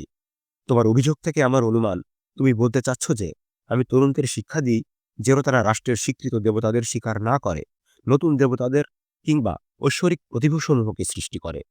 তোমার অভিযোগ অনুযায়ী এই শিক্ষার দ্বারা আমি তরুণদের দুর্নীতিদুষ্ট করে তুলেছি, নয় কি? হ্যাঁ, আমি এ কথাই জোরের সঙ্গে বলতে চাই। মেলিটাস, দেবতাদের দোহাই দিয়ে বলছি, তাহলে তুমি একটু স্পষ্ট করে আমাকে এবং এই বিচারালয়কে জানিয়ে দাও কি তুমি বলতে চাও। কেননা আমি এখনো বুঝতে পারছি না তোমার অভিযোগ কি এই যে আমি বিশেষ কোনো দেবতার কথা প্রচার করি, সুতরাং আমি স্রষ্টায় অবশ্যই বিশ্বাস করি এবং আমি সম্পূর্ণরূপে একজন নাস্তিক বলে বিবেচিত হতে পারি না। তুমিও নিশ্চয়ই আমাকে নাস্তিক বলে অভিযুক্ত করছ না। তোমার অভিযোগ শুধু এই যে আমার প্রচারিত দেবতা এবং আমাদের নগর স্বীকৃত দেবতাদের মধ্যে পার্থক্য রয়েছে, তারা ভিন্ন প্রকারের দেবতা। অথবা তোমার অভিযোগ হচ্ছে যে আমি পরিপূর্ণরূপেই একজন নাস্তিক এবং নাস্তিক্যবাদেরই শিক্ষক। তোমার দ্বিতীয় কথাই আমার কথা। সক্রেটিস, তুমি সম্পূর্ণরূপেই একজন নাস্তিক। কি অদ্ভুত তোমার অভিযোগ মেলিটাস! কিন্তু আমার সম্পর্কে তোমার মনে এরূপ চিন্তার উদয় হলো কেন? তুমি কি মনে করো যে অপর সবার ন্যায় আমি সূর্যের কিংবা চন্দ্রের দেবত্বকে স্বীকার করি না? মহামান্য বিচারকবৃন্দ, আমি আপনাদের নিকট নিশ্চয় করে বলছি, সক্রেটিস সূর্য এবং চন্দ্রের দেবত্বে বিশ্বাস করে না। সক্রেটিস বলে সূর্য হচ্ছে প্রস্তর এবং চন্দ্র হচ্ছে মৃৎপিণ্ড। বন্ধু মেলিটাস, তুমি নিশ্চয়ই অ্যানাক্সাগোরাসকে অভিযুক্ত করে কথা বলতে চাচ্ছ। তুমি যদি মহামান্য বিচারকবৃন্দকে এতখানি মূর্খ বলে কল্পনা করো যে তারা জানেন না তোমার উল্লেখিত তত্ত্ব প্লাজোমিনীয় দার্শনিক এনাক্সাগোরাসের পুস্তকেই পাওয়া যায় এবং তার সমস্ত পুস্তক এই তত্ত্ব দিয়েই পূর্ণ, তাহলে বলতে হয় যে বিচারকবৃন্দ সম্পর্কে তোমার ধারণা খুবই খারাপ। আর যথার্থ সেজন্যই প্রচার করা হচ্ছে যে তরুণ সম্প্রদায়কে সক্রেটিস এভাবে শিক্ষিত করে তুলছে। এই শিক্ষার নাট্যরূপের প্রদর্শনীও প্রায়শ নাট্যশালার মঞ্চ পরেও 1 ড্রাকমা প্রবেশহারের বিনিময়ে দেখতে পারা যায়। দর্শকবৃন্দ অবশ্যই তাদের অর্থের মূল্য ফিরে পায়, কেননা সক্রেটিসের মস্তিষ্ক উদ্ভূত এ সমস্ত অদ্ভুত তত্ত্বের পরিচয়ে সক্রেটিসকে ব্যঙ্গ ও পরিহাস করার একটি সুযোগ তারা পেয়ে থাকে। তাহলে মেলিটাস, তুমি যথার্থই মনে করো যে আমি কোনো দেবতায় বিশ্বাস করি না? হ্যাঁ, জিউস দেবের শপথ করেই আমি বলতে পারি যে তুমি আদৌ কোনো দেবতায় বিশ্বাস করো না। তোমার কথা কেউ বিশ্বাস করবে না মেলিটাস, এবং আমি নিশ্চিত যে তুমি নিজেও তোমার এই অভিযোগকে বিশ্বাস করো না। এথেন্সবাসীগণ, আমি একথা না ভেবে পারছি না মেলিটাস হঠকারী এবং নির্লজ্জ। মেলিটাস যুবসুলভ বাহাদুরি এবং বেপরোয়া ভাব নিয়ে আমার বিরুদ্ধে এই অভিযোগপত্র তৈরি করেছে। সে কি একটি গোলকধাঁধার সৃষ্টি করেনি? মেলিটাস নিজের মনে বলেছে, দেখি সক্রেটিস কি করে আমার এই সৃষ্ট উদ্ভট জটিলতাকে ধরতে পারে। সক্রেটিস এবং অপর সবাইকে আমি নিশ্চয়ই এর দ্বারা প্রতারিত করতে সক্ষম হব। আমি কথা বলছি কেননা আমি মনে করি তার অভিযোগপত্রেই মেলিটাস পরস্পর বিরোধী কথা বলেছে। তার অভিযোগে সক্রেটিস কোনো দেবতার অস্তিত্বে বিশ্বাস করার অপরাধেও অপরাধী, আবার বিশ্বাস না করার অপরাধেও অপরাধী। কোনো দায়িত্বপূর্ণ ব্যক্তি এরূপ পরস্পর বিরোধী উক্তি করতে পারে না। এথেন্সবাসীগণ, আপনারা মেলিটাসের অসামঞ্জস্য ও পরস্পর বিরোধিতার বিষয়টির পরীক্ষা কার্যে আমার সঙ্গে যোগদান করুন। মেলিটাস, তুমি আমার প্রশ্নের জবাব দাও। বিচারালয়ের দর্শক এবং শ্রোতৃবৃন্দের নিকট আমি আবেদন করব, আমার অভ্যস্ত ভঙ্গিতে আমি কথা বললেও যেন তারা গোলমাল সৃষ্টি না করেন। মেলিটাস, তুমি জবাব দাও। এমন কি সম্ভব যে কোনো ব্যক্তি মানবিক গুণাবলীতে বিশ্বাস করে অথচ মানুষের অস্তিত্বে সে বিশ্বাস করে না? এথেন্সবাসীগণ, মেলিটাস চুপ করে রয়েছে, কিন্তু তার চুপ করে থাকলে চলবে না। আমার বক্তব্যে বাধা দানের চেয়ে মেলিটাস আমার প্রশ্নের জবাব দিক। জগতে কোনো মানুষ কি কখনো অশ্ব কৌশলে বিশ্বাস করেছে কিন্তু বাস্তব কোনো অশ্বের অস্তিত্বে বিশ্বাস করেনি? এমন কি হতে পারে যে আমরা বংশীবাদন বিশ্বাস করি কিন্তু বংশীবাদককে বিশ্বাস করি না? বন্ধুবর, তুমি এখনো আমার প্রশ্নের জবাব দিতে অস্বীকার করছ। বেশ, আমি তোমার নিকট এবং আদালতের সম্মুখে এ প্রশ্নের জবাব পেশ করছি। আমার জবাব হচ্ছে না, এরূপভাবে কোনো মানুষ কখনো চিন্তা করতে পারে না। এবার তুমি আমার পরবর্তী প্রশ্নের জবাব দাও। কেউ কি ঐশ্বরিক এবং স্বর্গীয় দূতসমূহকে বিশ্বাস করেও দেবতাদের অবিশ্বাস করতে পারে? না, তা সে পারে না। আহা, আমার কি ভাগ্য! আদালতের সাহায্যে তোমার নিকট থেকে পরিশেষে একটি জবাব আদায় করতে আমি সক্ষম হয়েছি। কিন্তু তুমি তো তোমার শপথনামায় হলফ করে বলেছ যে আমি ঐশ্বরিক বা স্বর্গীয় শক্তিসমূহের অস্তিত্বে বিশ্বাস করি। আমার বিশ্বস্ত স্বর্গীয় প্রতিভুগণ আধুনিক কিংবা প্রাচীন সে কথা ভিন্ন। বড় কথা হচ্ছে যে আমি ঐশ্বরিক শক্তিতে বিশ্বাস করি। তাহলে ঐশ্বরিক শক্তিসমূহ বিশ্বাস করেও দেবতাদের অস্তিত্বে আমি কিরূপে অবিশ্বাসী হতে পারি? তাহলে দেবতাদের অস্তিত্বও কি আমাকে বিশ্বাস করতে হয় না? নিশ্চিতভাবেই দেবতাদের অস্তিত্ব আমাকে বিশ্বাস করতে হয়, নয় কি? আমার এই প্রশ্নেও তুমি নীরব রয়েছ।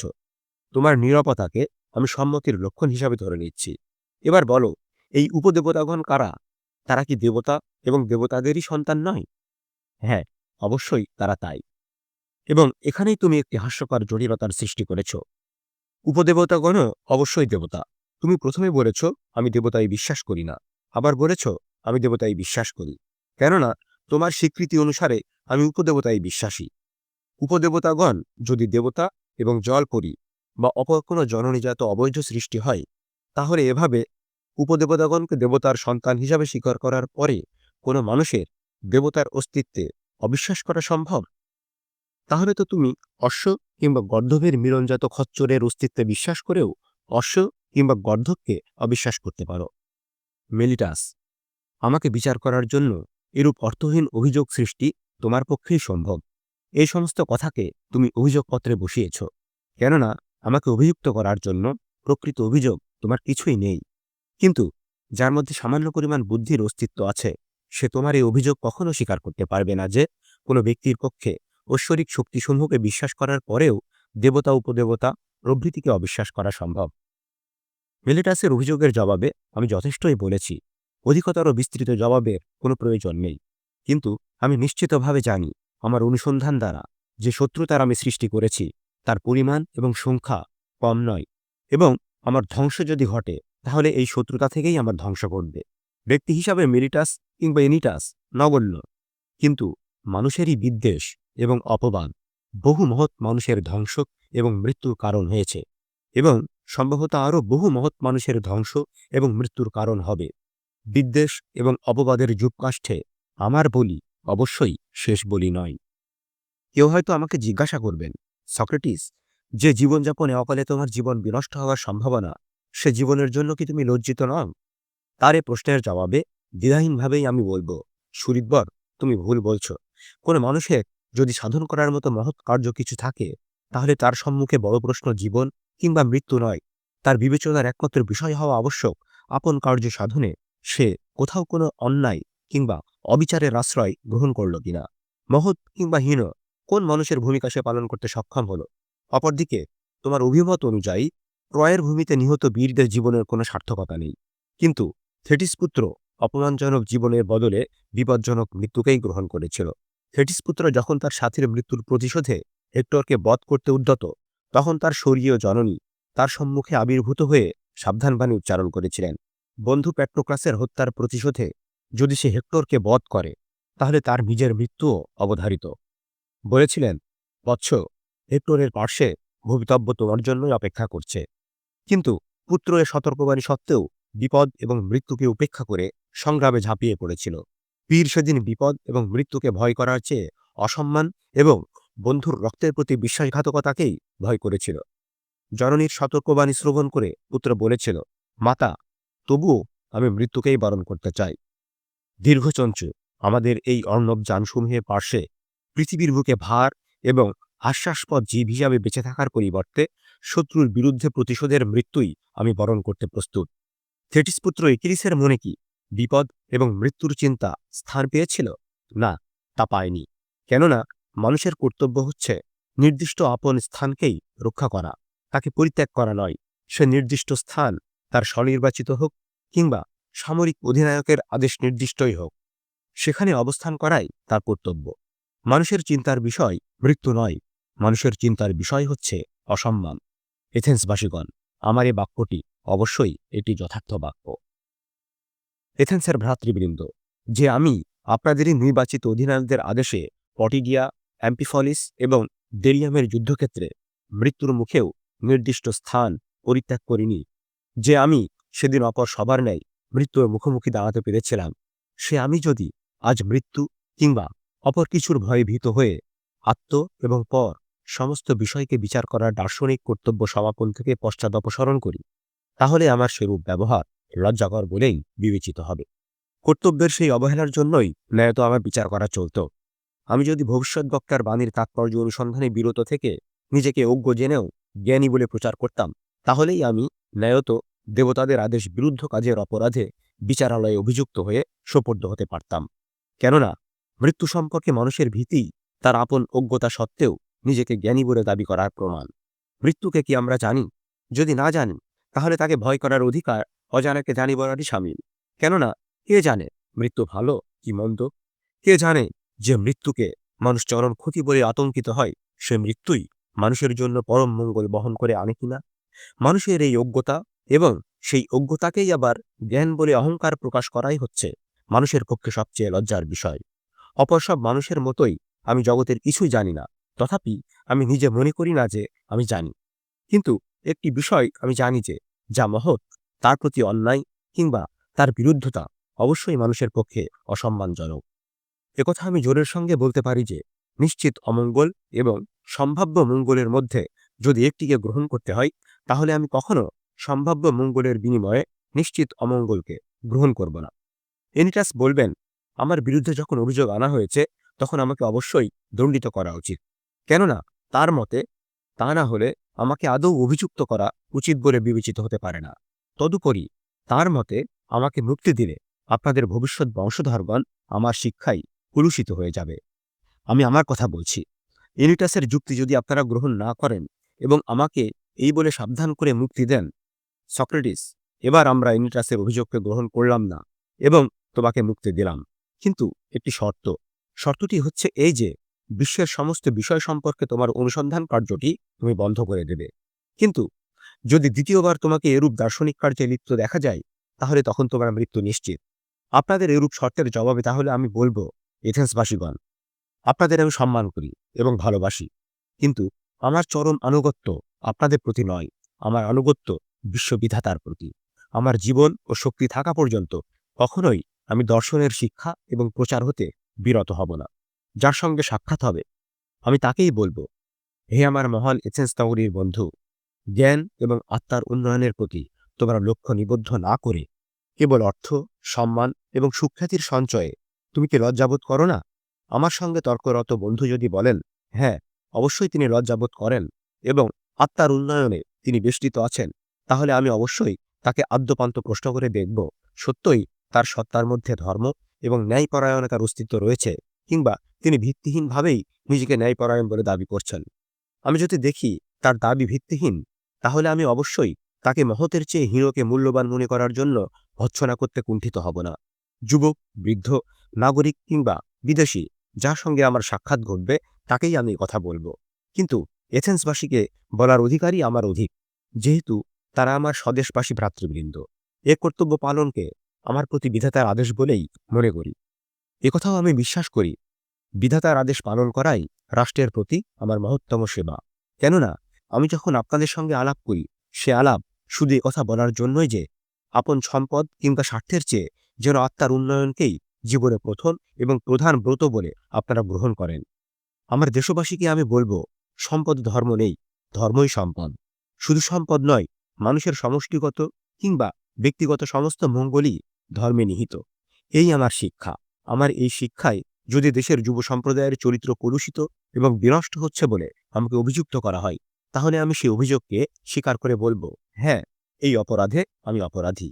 কেউ যদি বলেন যে এ শিক্ষা আমার নয়, তাহলে আমি বলবো সেও অসত্য ভাষণে দোষী। সুতরাং আমি বলছি, বিচারপতিগণ, ইনিটাস যা আপনাদের করতে বলে আপনারা তাই করুন, কিংবা ইনিটাস যা আপনাদের করতে নিষেধ করে আপনারা তা করা থেকে বিরত থাকুন। আপনাদের যেমন অভিরুচি তেমনই আপনারা সিদ্ধান্ত করুন। আপনাদের ইচ্ছা হয় আমাকে আপনার অভিযোগ থেকে মুক্তি দিতে পারেন, ইচ্ছা হয় আমাকে দণ্ড দিতে পারেন, কিন্তু একথা নিশ্চিত জানবেন, আপনাদের কোনো সিদ্ধান্তই আমাকে আমার গৃহীত পথ থেকে ভ্রষ্ট করতে সক্ষম হবে না। শুধু একবার নয়, বারবারও যদি আমাকে মৃত্যুবরণ করতে হয়, তাহলেও আমার জীবনের পথ অপরিবর্তিতই থাকবে। এথেন্সবাসীগণ, আমাকে শ্রবণ করুন, আমাকে বাধা দেবেন না। আমাদের মধ্যে এই বিষয়ে স্থির বক্তব্য এখনও শেষ হয়নি। আমার আরও কথা রয়েছে। আমার সে কথা শুনলে হয়তো আপনারা আর্তস্বরে চিৎকার করে উঠবেন। আমি বলি, আর্তনাদ না করে ধৈর্য ধরে আমার সব কথা শ্রবণ করুন। আমার কথা আপনাদের মঙ্গল বই কোনো অমঙ্গল সাধন করবে না। আপনার এ কথা নিশ্চিত জেনে রাখুন, আমাকে হত্যা করে আমার ক্ষতি সাধনের চেয়ে আপনারা আপনাদেরই অধিক ক্ষতির কারণ হবেন। আমার ক্ষতি সাধনের ক্ষমতা আপনাদের আয়ত্তের বাইরে। এনিটাস কিংবা মিলিটাস কারু পক্ষেই আমার কোনো ক্ষতি সাধন সম্ভব নয়। কেননা অধম কখনো উত্তমকে আঘাত করে ক্ষতিগ্রস্ত করতে পারে না। একথা আমি অস্বীকার করি নে। অধম এনিটাস উত্তমকে হত্যা করতে পারে, তাকে নির্বাসনে পাঠাতে পারে, এবং এভাবে সে চিন্তা করতে পারে যে উত্তমের সে চরম ক্ষতি সাধন করতে সক্ষম হয়েছে। কিন্তু এক্ষেত্রেই আমি আপনাদের সঙ্গে একমত নই। অধম যদি উত্তমকে আঘাত করতে অক্ষম হয়, তাহলে এনিটাসও উত্তমকে হত্যা করে উত্তমের কোনো অনিষ্ট সাধন করতে পারবে না। কেননা অন্যায়ভাবে কোনো মানুষের জীবন গ্রহণ করে যে অন্যায় সাধন করবে, সে অন্যায় অপর যে কোনো অন্যায়ের চেয়েই গুরুতর। এথেন্সবাসীগণ, আমার এই যুক্তি আত্মস্বার্থে প্রদত্ত যুক্তি নয়। আপনারা হয়তো তাই মনে করেন, কিন্তু আত্মস্বার্থের জন্য নয়, আপনাদের মঙ্গলের জন্যই কথা বলছি। আমাকে আপনারা বিধিদত্ত একটি দান হিসাবেই জানবেন।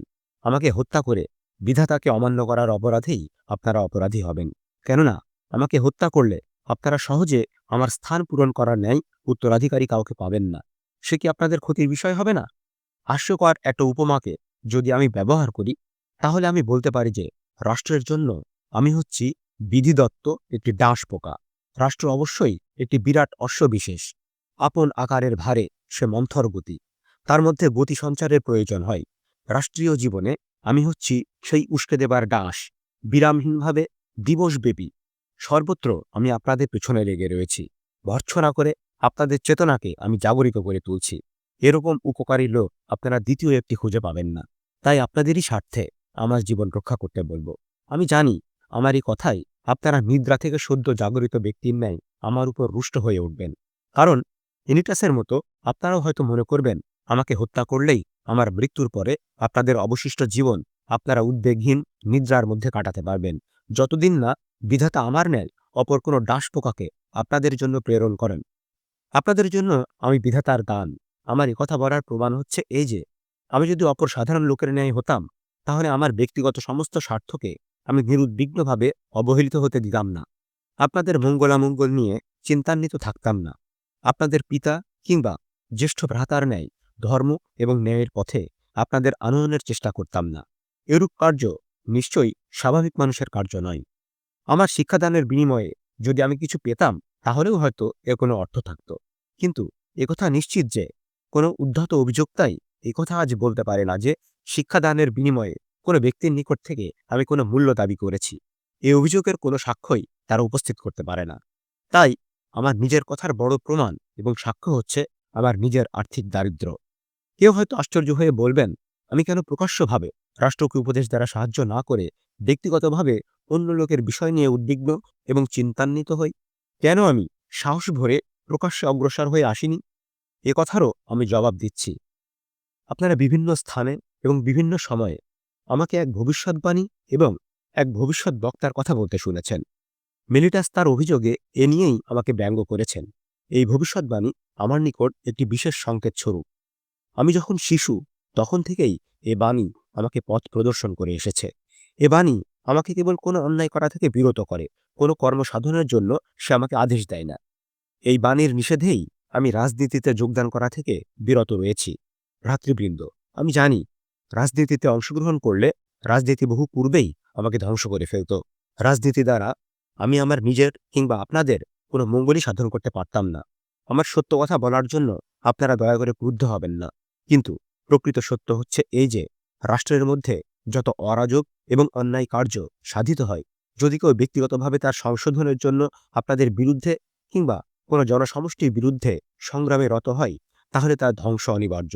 সুতরাং আমি মনে করি, সত্যের জন্য যদি কেউ সংগ্রাম করে এবং সে সংগ্রাম যদি ক্ষণস্থায়ীও হয়, তাহলেও তার উত্তম স্থান কোনো রাষ্ট্রীয় আসন নয়, তার উত্তম স্থান অবশ্যই অরাষ্ট্রীয়, অর্থাৎ বেসরকারি কর্মকেন্দ্র।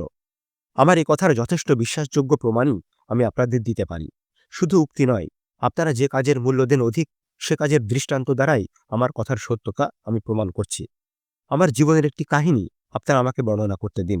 এ কাহিনী অবশ্যই প্রমাণ করবে মৃত্যুর ভয়ে অন্যায়ের কাছে নতি স্বীকার করতে আমি পারি না, এবং নতি স্বীকার করতে যেখানে আমি অক্ষম, সেখানে মৃত্যুই আমার পক্ষে শ্রেয়। বিচারালয় সম্পর্কে আমি একটি গল্প বলছি। গল্পটি খুব আকর্ষণপূর্ণ না হলেও সত্য। এথেন্সবাসীগণ, আপনারা জানেন যে সিনেটের সভ্য হিসাবে একটি মাত্র রাষ্ট্রীয় পদই আমি জীবনে গ্রহণ করেছিলাম। আপনারা কথাও জানেন যে আমি হচ্ছি এন্টিওকিস গোত্রভুক্ত। সমরবাহিনীর অধিনায়কগণ আরগিনুসি সমরক্ষেত্রে নিহত সৈন্যদের মৃতদেহ সঙ্গে করে নিয়ে না আসাতে অভিযুক্ত হয়ে বিচারের জন্য সোপর্দ হয়েছিল। এই বিচারক মণ্ডলীর সভাপতিত্বে তখন আমার গোত্রই ছিল অধিষ্ঠিত। এই বিচারে আপনারা সমরনায়কগণকে সমষ্টিগতভাবে বিচার করে দণ্ড দিতে চেয়েছিলেন। এ পদ্ধতি অবশ্যই আইন বিরুদ্ধ ছিল। পদ্ধতিটি যে আইন বিরুদ্ধ ছিল, একথা আপনারা পরবর্তীকালে স্বীকার করেছেন। কিন্তু সেদিন বিচারকদের মধ্যে একমাত্র আমি আপনাদের সে অসঙ্গত প্রস্তাবের বিরুদ্ধতা করেছিলাম। বাগ্মীর দল আমাকে গ্রেপ্তার করে বিচার করার হুমকি দিয়েছিল। আপনারা উচ্চস্বরে চিৎকার করে আমাকে স্তব্ধ করতে চেয়েছিলেন। কিন্তু আমি স্থির করলাম, আইন এবং ধর্ম আমার পক্ষে। আপনাদের বিরুদ্ধতা করার জন্য আমি বন্দিশালায় প্রেরিত হতে পারি, তাও আমি জানতাম। কিন্তু আমার সিদ্ধান্ত অটল ছিল। বন্দিত্ব কিংবা মৃত্যুর ভয়ে ভীত হয়ে আমি আপনাদের অন্যায় কার্যে অংশগ্রহণ করব না। এই ঘটনা ঘটেছিল দেশে যখন গণতান্ত্রিক ব্যবস্থা প্রতিষ্ঠিত ছিল। কিন্তু 30-এর স্বৈরতন্ত্র যখন প্রতিষ্ঠিত হলো, তখন তারা আমাকে এবং অপর 4 ব্যক্তিকে সভাকক্ষে ডেকে নিয়ে আদেশ দিল যেন সালামিসের লিওকে আমরা তাদের যুগকাষ্ঠে বলিদানের জন্য বন্দী করে নিয়ে আসি। এই পদ্ধতিতেই তারা তাদের পাপ কার্যে যতসংখ্যক ব্যক্তিকে সম্ভব জড়িত করার ষড়যন্ত্র করত। কিন্তু সেদিনও আমি শুধু মুখের কথায় নয়, কার্য দ্বারাই তাদের বুঝিয়ে দিয়েছিলাম মৃত্যুর জন্য আমি বিন্দুমাত্র পরোয়া করি না। আমি বলেছিলাম, আমার একমাত্র চিন্তার বিষয় হচ্ছে যেন আমি কোনো অন্যায় এবং অপবিত্র কার্যে নিজেকে নিযুক্ত না করি। সেদিনও স্বৈরতন্ত্রের পাশব হস্ত আমাকে অন্যায় কার্যে লিপ্ত করতে সক্ষম হয়নি। সভাকক্ষ থেকে আমরা যখন বেরিয়ে এলাম, তখন অপর 4 ব্যক্তি লিওকে বন্দী করে আনার জন্য সালামিস যাত্রা করেছিল এবং আমি সোজা আমার গৃহে প্রত্যাবর্তন করেছিলাম। আমি জানি অল্পকালের মধ্যেই সেই 30-এর স্বৈরতন্ত্রের পতন না ঘটলে আমার মৃত্যু অনিবার্য ছিল। আমার এ কথার সাক্ষ্যের কোনো অভাব হবে না। আপনারা কি সত্যকরভাবে মনে করেন যে সত্য এবং ন্যায়ের পক্ষ অবলম্বন করে রাজনৈতিক জীবনে আমি এতদিন এই সমস্ত বিপর্যয়কে অতিক্রম করে বেঁচে থাকতে পারতাম? না, আমাদের রাজনৈতিক জীবনে আমার পক্ষে কিংবা অপর কারো পক্ষেই এটি সম্ভব নয়। কিন্তু আমি এই কথা বলতে পারি যে সামাজিক কিংবা ব্যক্তিগত কোনো ক্ষেত্রেই আমি হীনতার কাছে মাথা নত করিনি। আমার সমস্ত কার্যক্রমে একই নীতি আমি অনুসরণ করেছি। অসৎ উদ্দেশ্য প্রণোদিত হয়ে যাদেরকে আমার শিষ্য বলে অভিহিত করা হচ্ছে, তাদের কিংবা অপর কারো ঘৃণ্য অনুরোধসমূহকে আমি কখনো স্বীকার করিনি। রীতিমাফিক কোনো শিষ্য আমার রয়েছে একথা আমি বলছি না।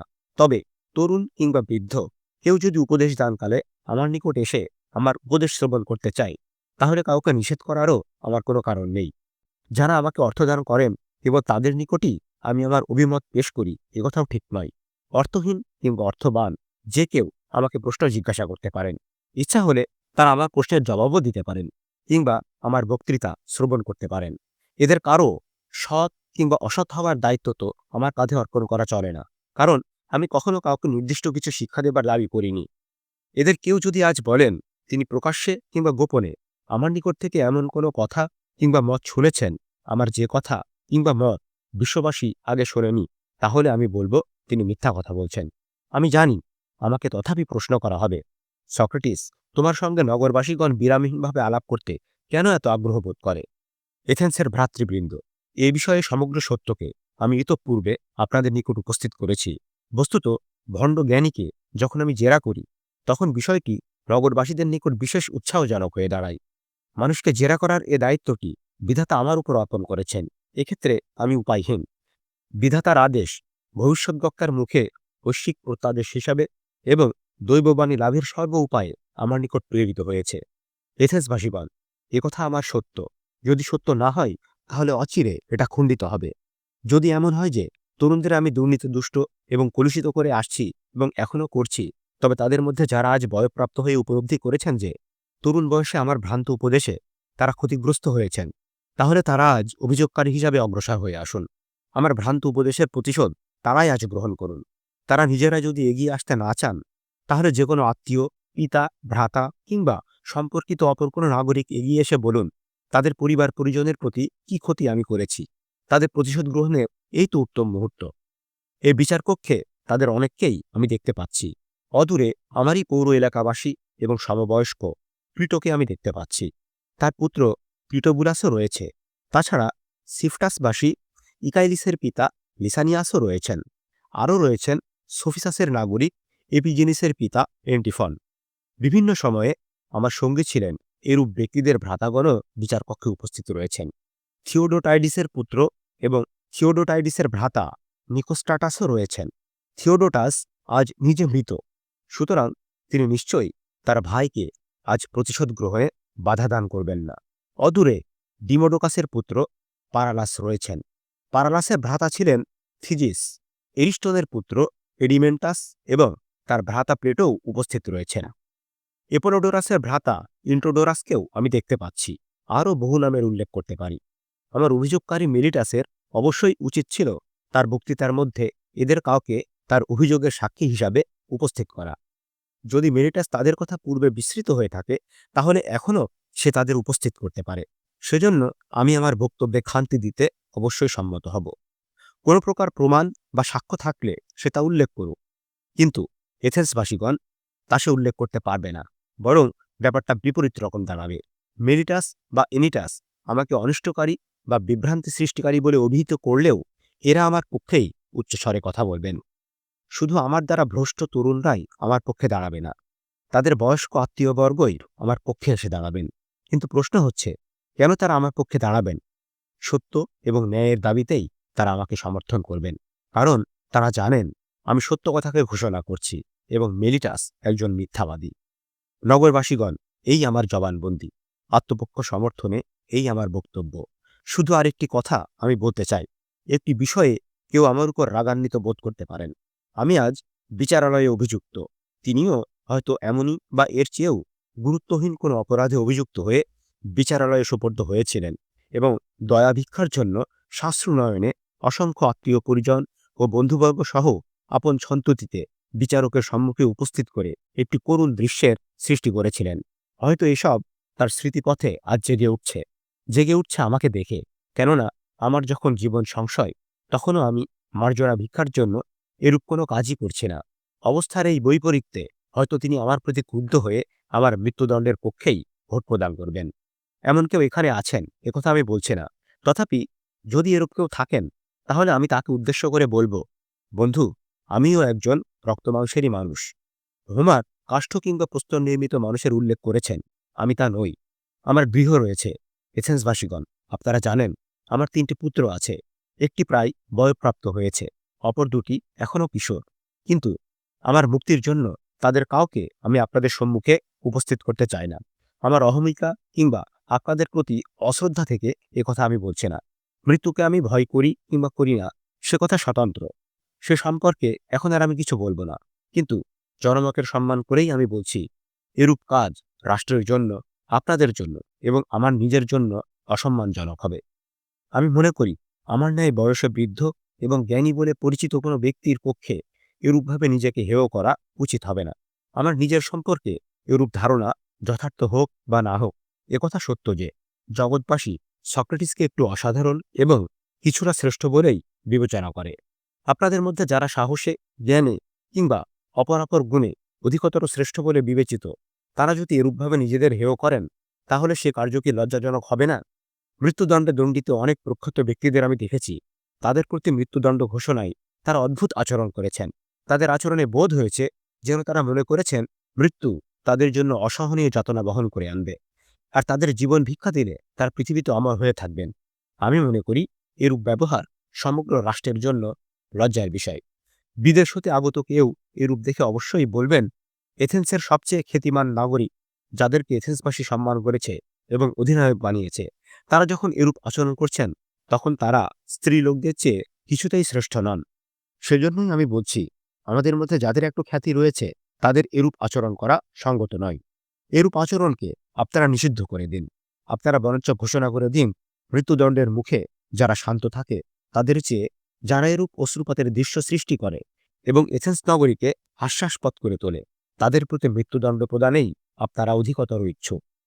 জনমতের প্রশ্নটি ছেড়ে দিলেও বিচারককে যুক্তি দিয়ে বোঝাবার পরিবর্তে অনুনয় করে প্রাণ ভিক্ষার মধ্যে আরেকটা অন্যায়ের দিকও রয়েছে।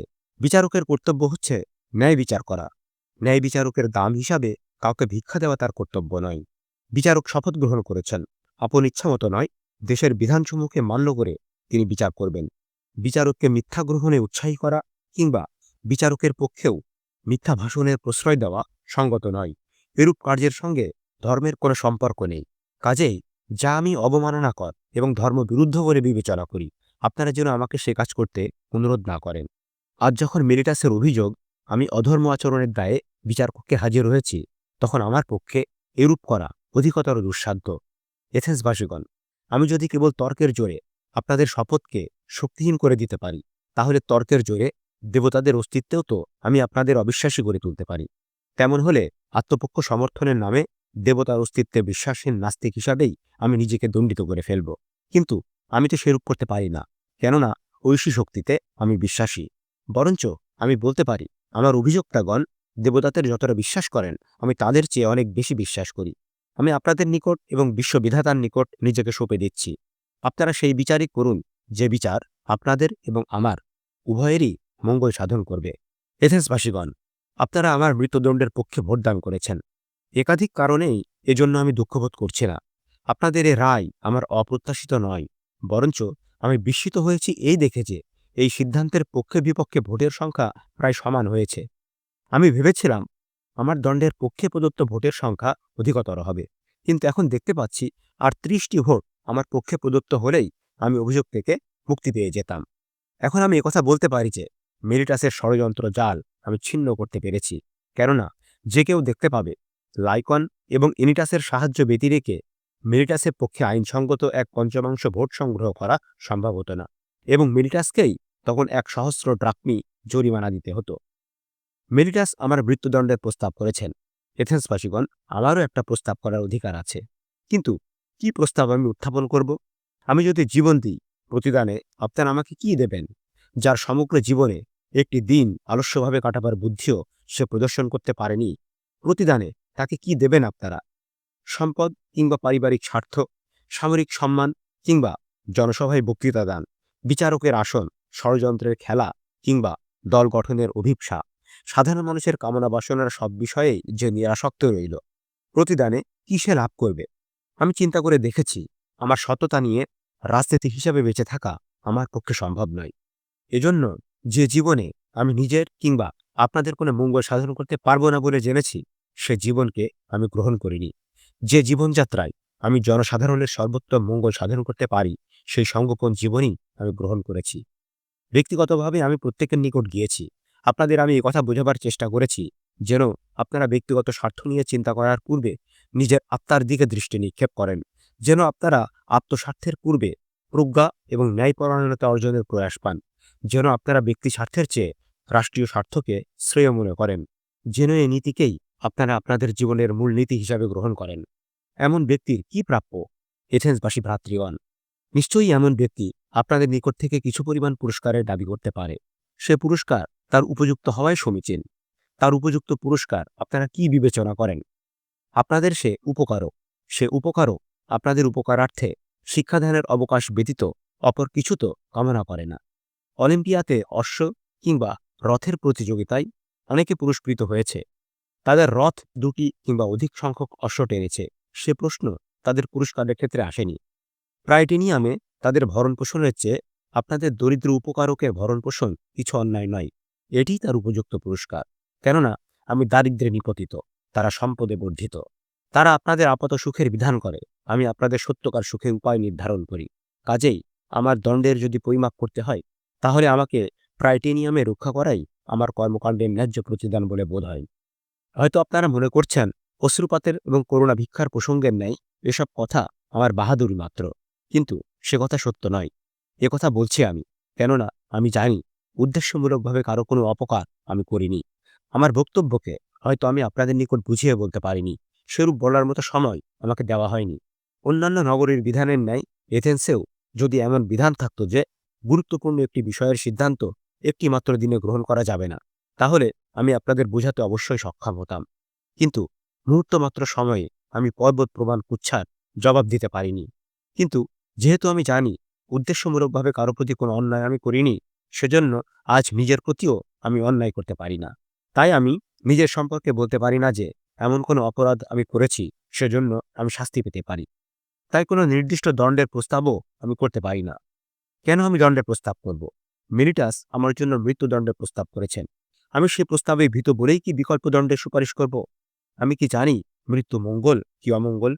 আমি যখন তা জানি না, তখন অপর এক দণ্ডের কেন আমি প্রস্তাব করব, যাকে সুনির্দিষ্টভাবে অমঙ্গল বলেই জানি? আমি কি নিজেকে কারাগারে নিক্ষেপ করার প্রস্তাব করব? কিন্তু কেন আমি কারাগারে নিক্ষিপ্ত হয়ে একাদশ বিচারকের দাসে পরিণত হব? অথবা কি বলবো যে একটা নির্দিষ্ট পরিমাণ জরিমানা পরিশোধ না করা পর্যন্ত আমার কারাদণ্ড হোক? কিন্তু এখানেও তো সেই একই প্রশ্ন। আমার তো অর্থ নেই।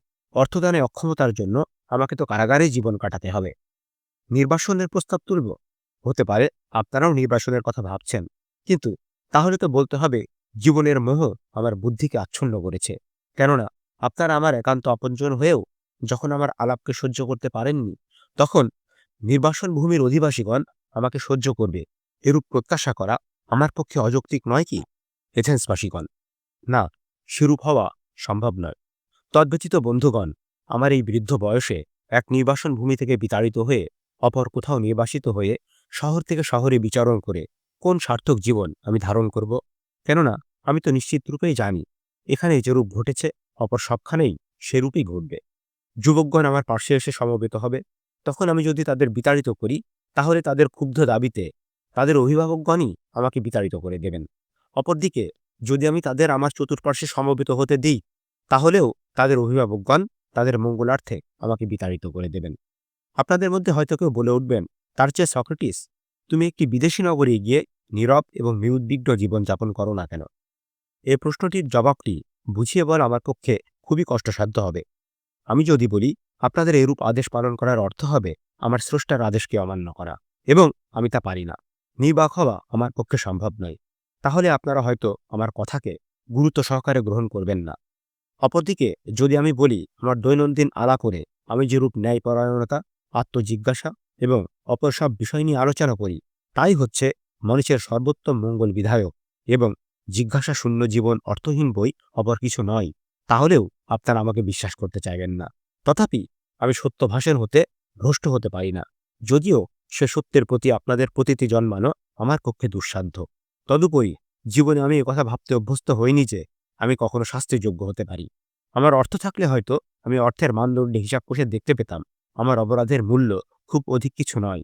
আমার অর্থ নেই, তাই আপনাদের আমি বলবো, যেন আমার সামর্থ্য অনুযায়ী আমার দেহ জরিমানা নির্ধারণ করা হয়। নিজের মুখে বললে আমি বলবো, এক মিনা পরিমাণ অর্থ দেবারই মাত্র আমার সঙ্গতি রয়েছে। প্লেটো, ক্রিটো, ক্রিটোবুলাস এবং অ্যাপোলোডোরাস আমার শুভানুধ্যায়ী। তারা বলেছেন আমি যেন জরিমানার পরিমাণ বর্ধিত করে ৩০ মিনার কথা বলি, তারাই এর জামিন হবেন। তাহলে তাই হোক, ৩০ মিনাই আমার দেহ জরিমানা ধার্য হোক। আশা করি উল্লিখিত বন্ধুবর্গ এ অর্থের জন্য উপযুক্ত জামিন বলে বিবেচিত হবেন। এথেন্সবাসীগণ, আমাকে মৃত্যুদণ্ডে দণ্ডিত করে যে অখ্যাতিকে আপনারা লাভ করবেন, তার বিনিময়ে উদ্বেগহীন অধিক সময় আপনারা প্রাপ্ত হবেন না। কেননা আজকের নিন্দাকারীগণই আগামীকাল আপনাদের বিরুদ্ধে জ্ঞানী সক্রেটিসকে হত্যা করেছেন বলে অভিযোগ উত্থাপন করবে। তারা আগামীকাল আমাকে জ্ঞানী বলবে এজন্য নয় যে আমি জ্ঞানী, বরঞ্চ এজন্য যেন তারা আপনাদের নিন্দার পাত্র করে তুলতে পারে। অথচ আপনারা যদি আর কিছুকাল অপেক্ষা করতেন, তাহলে স্বাভাবিকভাবেই আমার সম্পর্কে আপনাদের মনোবাসনা পূর্ণ হতো।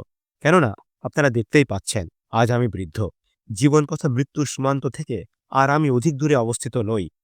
একথা আমি আপনাদের মধ্যে তাদের লক্ষ্য করেই বলছি যারা আমার প্রতি মৃত্যুদণ্ডের ব্যবস্থা করেছেন। আপনাদের নিকট আমার আরেকটি কথা বলার আছে। আপনারা মনে করছেন আমি এমন কিছু বলতে পারিনি যা আপনাদের অভিযোগ থেকে আমার মুক্তি আনতে পারত। অর্থাৎ আমি যদি অনুরোধ, উপরোধ কোনো কিছুই বাদ না রাখতাম, তাহলেই আমার মুক্তি সম্ভব হতো। কিন্তু আমি তা মনে করি না। বক্তব্যের ত্রুটি নিশ্চয়ই আমার দণ্ডের কারণ নয়। আমার দণ্ডিত হওয়ার কারণ বিচারকক্ষে আমার নিকট হতে মুক্তির যে আর্ত আবেদন, যে বিলাপ ক্রন্দন আপনারা শুনতে চেয়েছিলেন, এবং যে আর্ত আবেদন এবং বিলাপ শুনতেই আপনারা অভ্যস্ত, সে আর্ত বিলাপ আমার নিকট হতে আপনারা পাননি। সাহস, অধ্যত্ত, অনিচ্ছা যে নামই আপনারা দিন না কেন, আপনাদের নিকট থেকে মুক্তি আদায়ের জন্য আর্ত আবেদন কিংবা বিলাপ করতে আমি সম্মত নই। আমি এখনো মনে করি আমার পক্ষে এরূপ ব্যবহার প্রদর্শন অসঙ্গত। এই বিচারের শুরুতেই আমি সিদ্ধান্ত করেছি বিপদকালে অতি নগণ্য এবং নীচ কোনো ব্যবহার যেন আমি না করি। এখনও আমি আমার প্রদত্ত কৈফিয়তের জন্য অনুতপ্ত নই। যে কথা আমি বলেছি সেজন্য আমি মৃত্যুবরণ করি, সে আমার শ্রেয়। তবু যেন না আমি আপনাদের অভিপ্রেত ভঙ্গিতে নিজেকে ছোট করে ক্ষমা ভিক্ষা করে জীবন ধারণ করি। কেননা যুদ্ধক্ষেত্রে কিংবা আইনের সম্মুখে মৃত্যুকে পরিহারের জন্য ক্ষুদ্রতার আশ্রয় কারো নেওয়া উচিত নয়। যুদ্ধক্ষেত্রে অনেক সময়ই এরূপ ঘটেছে।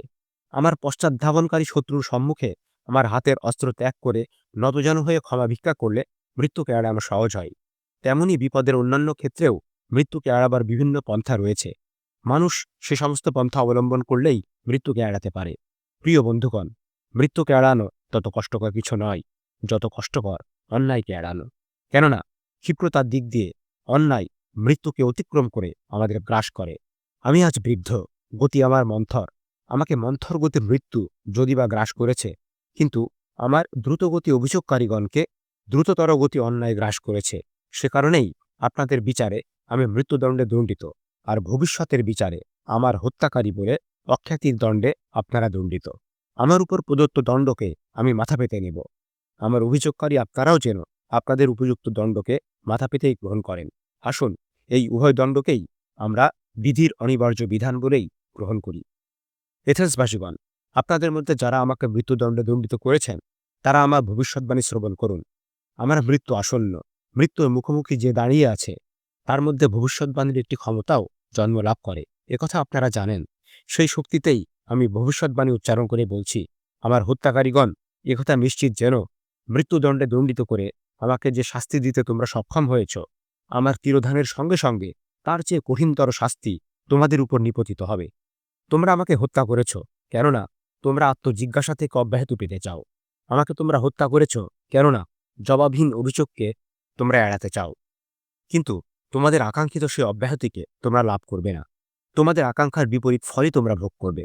আমি বলছি, একথা নিশ্চিত যেন সেদিন তোমাদের বিরুদ্ধে অভিযোগকারীর সংখ্যা বর্তমানকে বহু পরিমাণে অতিক্রম করে যাবে। তোমাদের বিরুদ্ধে যে অভিযোগকারীগণকে আমি সংযত রেখেছি, আমার তিরোধানের পরে তারা দুর্বার হয়ে উঠবে। সে অভিযোগকারীগণ যুবক সম্প্রদায়, বয়সে তারা তরুণ, তারা তোমাদের সেদিন ভ্রুক্ষেপ করবে না। তোমরাও সেদিন তাদের অভিযোগে আজকের চেয়ে অধিকতর ক্ষুব্ধ হবে। তোমরা যদি মনে করো মানুষকে হত্যা করে তোমাদের পাপ কার্যের বিরুদ্ধে অভিযোগের কণ্ঠকে তোমরা রুদ্ধ করতে সক্ষম হবে, তাহলে অবশ্যই তোমরা ভ্রান্ত। তেমন পথে কেউ অব্যাহতি পেতে পারে না। সে পথ সম্মানের পথ নয়। মানুষের জন্য মহত্তম এবং প্রকৃষ্টতম পথ হচ্ছে অপরকে অক্ষম করে রাখা নয়। মহত্তম এবং প্রকৃষ্টতম পথ হচ্ছে নিজেকে উন্নত করে তোলা। আমার মৃত্যু আসন্ন আমি জানি, তথাপি এই মুহূর্তে আমার তিরোধানের পূর্বে যে বিচারকগণ আমাকে মৃত্যুদণ্ডে দণ্ডিত করেছেন, তাদের সম্মুখে এই ভবিষ্যৎবাণী উচ্চারণ করে গেলাম। শূরীরবর্গ, যারা আমার মুক্তিদানের পক্ষে মত জ্ঞাপন করেছেন, তাদের উদ্দেশ্যেও আমি এই প্রসঙ্গে কয়েকটি কথা বলতে চাই। আমার বিচারকমণ্ডলী এখন কর্মব্যস্ত, অতি শীঘ্রই আমাকে বদ্ধভূমিতে যেতে হবে। তার পূর্বে আমার কথা শ্রবণ করুন, ক্ষণকাল আপনারা অপেক্ষা করুন। আসুন আমরা পরস্পর খানিক আলোচনা করি। আপনারা আমার বন্ধু, আমার শুভাকাঙ্ক্ষী। যে ঘটনা আমার জীবনে আজ সংঘটিত হল, তার তাৎপর্য আপনারা উপলব্ধি করুন। আমার বিচারক মণ্ডলী, আপনারাও অবধান করুন। অবশ্যই আপনারা আমার বিচারক। একটি বিস্ময়কর ব্যাপার আমি আপনাদের অবগত করাতে চাই। যে ঐশিক শক্তি আমার অন্তর্বাণীর উৎস, সে এ যাবৎ আমার প্রতিটি কার্যে, এমনকি অতি সাধারণ ব্যাপারেও আমাকে বাধা দিয়ে এসেছে। আমার বিন্দুমাত্র পদস্খলন কিংবা ভ্রান্তি থেকে আমাকে সে রক্ষা করার চেষ্টা করেছে। আজ যে দুর্ভাগ্য আমাকে গ্রাস করেছে, তাকে অবশ্যই আপনারা চরম দুর্ভাগ্য বলে গণ্য করবেন। কিন্তু অদ্য প্রত্যুষে যখন আমি আমার গৃহ পরিত্যাগ করে আসি, তখন আমার অন্তর্বাণী আমাকে এতটুকুও সাবধান করেনি। আমাকে বাধা দিয়ে সে বলেনি, সক্রেটিস, তুমি গৃহত্যাগ করো না। বিচারালয়ের উদ্দেশ্যে আমি যাত্রা করলাম, তখনও সে কোনো নিষেধবাণী উচ্চারণ করেনি। বিচারকক্ষে আমার কোনো ভাষণের বিরুদ্ধে আমার অন্তর্বাণী আমাকে সাবধান করেনি। অথচ ইতঃপূর্বে আমার অনেক ভাষণের মধ্যপথে সে আমার কণ্ঠ রোধ করে দিয়েছে। কিন্তু আজ এ প্রসঙ্গে আমার কোনো ভাষণ কিংবা কার্যে আমি আমার সে অন্তঃশক্তির নিকট বাধাপ্রাপ্ত হইনি। এই নীরবতার তাৎপর্য কি? এর তাৎপর্য আপনাদের নিকট আমি প্রকাশ করে বলছি। এই নীরবতার অর্থ হচ্ছে, আমার জীবনে আজ যা ঘটেছে তা অবশ্যই মঙ্গলের জন্য ঘটেছে। যারা মৃত্যুকে অমঙ্গল বলে জানে, তারাই ভ্রান্ত। আজকের ঘটনা যদি আমার জন্য মঙ্গলজনক না হয়ে অমঙ্গলজনক হতো, তাহলে ভবিষ্যৎ বক্তা অবশ্যই আমাকে এ পথে অগ্রসর হওয়া থেকে নিবৃত্ত করত। বিষয়টিকে আমরা অন্য দৃষ্টিকোণ থেকেও দেখতে পারি। তাহলেও আমরা দেখব, মৃত্যুকে মঙ্গল হিসাবে দেখাই যুক্তিসঙ্গত। কেননা হয় মৃত্যু এক অসীম শূন্যতা এবং চেতনার অবলোপ, নয়তো মানুষ যেরূপ কল্পনা করে মৃত্যু হচ্ছে সেরূপ, এক জগৎ থেকে অপর এক জগতে আত্মার অতিক্রমণ। সুতরাং আমরা মৃত্যুকে যদি একটি ব্যাঘাতহীন নিদ্রা বলে মনে করি, যদি মনে করি চেতনা বলে কিছু নেই, আছে এমন এক অনন্ত নিদ্রা, যে নিদ্রা স্বপ্ন দ্বারাও বিঘ্নিত নয়, তাহলে অবশ্যই মৃত্যু আমাদের জন্য এক অবর্ণনীয় প্রাপ্তি। কেননা কোনো ব্যক্তি যদি তার সমগ্র জীবনের নিদ্রাকে এমনভাবে ভাগ করতে সমর্থ হয় যে তার একটি রাত্রির নিদ্রা স্বপ্নেরও অগোচর ছিল, তাহলে সে অবশ্যই এই বিঘ্নহীন রাত্রিটি জীবনের অবশিষ্ট দিন কিংবা রাত্রির চেয়েও উত্তম বলে মনে করবে। যদি তাকে তুমি জিজ্ঞাসা করো এমন বিঘ্নহীন নিদ্রাময় রাত্রি তার জীবনে কটি এসেছে, তাহলে সে ব্যক্তি, হোক সে সাধারণ হোক সে সম্রাট, নিশ্চয়ই বলতে পারবে না যে এরূপ রাত্রি তার জীবনে বহুবার এসেছে। সুতরাং মৃত্যু যদি এমন বিঘ্নবিহীন নিদ্রা হয়, তাহলে আমি বলবো মৃত্যু আমাদের পরম সম্পদ। কেননা অনন্তকাল তখন আত্মার জন্য একটি বিঘ্নহীন নিদ্রাময় রাত্রি বই অপর কিছু তো নয়। আবার মৃত্যু যদি মৃতের রাজ্যে গমন হয়, তাহলেও হে আমার বিচারক এবং বন্ধুগণ, মৃত্যুকে আমি মহত্তম মঙ্গল বলেই জানব। কেননা এ জগতের যাত্রা শেষে পথিক আমি যদি পাতালপুরীতে গিয়েও প্রবেশ করি, তাহলে আপনাদের মতো ন্যায়পরায়ণ বিচারক মণ্ডলীর বন্ধন থেকে তো মুক্তি পাব। পাতালপুরীতে হয়তো আমি নিত হব মিনোস এবং রাডাভেন্টাস এবং ইকাস এবং ট্রিপ্টোলেমাস এবং দেবরাজ্যের অপরাপর দেবপুত্রদের সম্মুখে। তারা তাদের ব্যক্তিগত জীবনেও ন্যায়পরায়ণ, তারাই সত্যকার বিচারক। তাদের সম্মুখে নিত হওয়ার সৌভাগ্য আমার আত্মার যাত্রাকে অবশ্যই সার্থক করে দেবে। মৃত অরফিউস এবং নিউসিয়াস এবং হ্যাসিওড এবং হোমারের যদি আমি সঙ্গ পাই, তাহলে বিনিময়ে আমার অধেয় কী বা থাকতে পারে? এ যদি সত্য হয়, তাহলে আমি বলবো একবার নয়, শতবার যেন আমার মৃত্যু ঘটে। পালামেডিস এবং টেলামনের পুত্র আজাক্স, এমনই কত বীর সন্তানেরই মৃত্যু ঘটেছে অন্যায় দণ্ডে। আমি তাদের সঙ্গে বাক্যালাপ করতে পারবো। এ সৌভাগ্যকে আমি আশীর্বাদ বলে জানব। তারাও একদিন দুঃখভোগে জীবনপাত করেছেন। আমার আপন জীবনের দুঃখভোগ ও নির্যাতনকে আমি তাদের জীবনের সঙ্গে তুলনা করে দেখব। যে সম্ভাবনা আমার নিকট সবচেয়ে মূল্যবান, সে হচ্ছে এই যে মৃত্যুর জগতেই আমি সত্য ও মিথ্যার প্রভেদ স্থির করতে পারব। সত্য মিথ্যার অন্বেষণ আমি সেই জগতেও বিরামহীনভাবে চালাতে পারব। কে জ্ঞানী আর কে জ্ঞানের প্রবঞ্চক, আমি তা সেখানেও নির্ধারণ করতে সক্ষম হব। আমার বিচারক মণ্ডলী, মহান প্রযান অভিযানের অধিনায়ককে কিংবা অডিপাস, সিসিপাস এবং অপরাপর বীর নরনারীকে সাক্ষাৎভাবে বিচার বিশ্লেষণ করার সৌভাগ্যের বিনিময়ে কি দেওয়া আমার পক্ষে কঠিন? প্রশ্নসমূহ জিজ্ঞাসা করতে পারব। এই সৌভাগ্যে কি অসীম আনন্দ! কেননা মৃত্যুর ওপারে, মৃতের সেই রাজ্যে কেউ তো কাউকে প্রশ্ন করার জন্য হত্যা করে না। আমার অধিকতর সুখী হওয়ার চেয়েও বড় কথা হচ্ছে, মৃত্যুর পরে তো মরণ নেই। মৃত্যুকে পার হয়ে তো আমি অমর হয়ে যাব। বিচারক মণ্ডলী, সুতরাং মৃত্যু সম্পর্কে আপনারা ভীত হবেন না। তাকে আপনারা আনন্দের সঙ্গে গ্রহণ করুন এবং একথাও আপনারা নিশ্চিত জেনে রাখুন, জীবনের এপারে কিংবা মৃত্যুর ওপারে মহতের ক্ষতি সাধন কেউ করতে পারে না। স্বর্গের দেবতারা মহতের পক্ষে, আমার আসন্ন ভাগ্যও আকস্মিক নয়। আমি উপলব্ধি করছি, আমার জীবনে এমন মুহূর্তে এসে উপস্থিত হয়েছে যখন জীবনের বন্ধন থেকে মুক্তি আমার জন্য শ্রেয়। এরই জন্য আমার অন্তর্বাণী আজ নীরব।